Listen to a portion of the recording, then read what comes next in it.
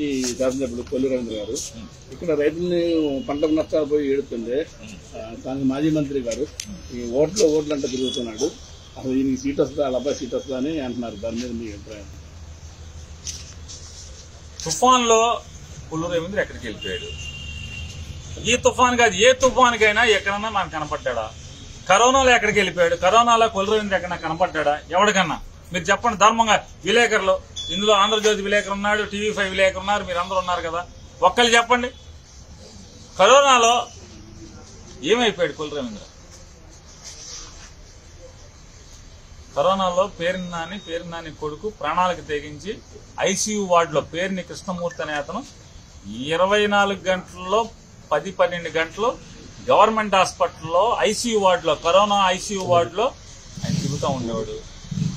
ఏ రోజు ఏం కావాలంటే ఆఖరికి గవర్నమెంట్ హాస్పిటల్లో ఏది కావాలన్నా సొంత డబ్బులతో కూడా అరేంజ్ చేశాం. గవర్నమెంట్ నుంచి రావటం ఆలస్యం అయితే తుఫాను హెచ్చరికల మొదల దగ్గర నుంచి కూడా చివరి వరకు పేర్ని కృష్ణమూర్తి జోరున వర్షంలో కూడా నడుంలోతు నీళ్లలో కూడా తిరుగుతూనే ఉన్నాడు. భోజనాలు ఏర్పాటు చేశాడు. ప్రాణ నష్టం జరగకుండా పేర్ని కృష్ణమూర్తి ప్రభుత్వం తరఫున చూశాడు. నువ్వు సిగ్గుపడాలి. ముక్కుపచ్చల మీసాలు కూడా సరిగ్గా రాని కుర్రాడు, 26 ఏళ్ల కుర్రాడు. నీకేమో 50 ఏళ్ళు వచ్చినాయి. 50 ఏళ్ళలోనేమో నువ్వేమో ఎక్కడ ఉంటావో తెలియదు, ఎక్కడికి వస్తావో తెలియదు. అతను మాత్రం తుఫాన్లో 5 రోజులు 6 రోజులు కంటిన్యూస్ గా జనాల్లో తిరుగుతానన్నాడు. జనం బాగోగులు పట్టించుకున్నాడు. భోజనాలు చూశాడు. వాళ్ళ ప్రాణ నష్టం లేకుండా చూడటానికి వాళ్ళందరినీ క్యాంపులకు తరలించే ఏర్పాట్లు చూశాడు. నీళ్లు తోడిచ్చే ఏర్పాట్లు చూశాడు. మొత్తం అంతా తిరుగుతానే ఉన్నాడు. ఇక సీటు అంటావా?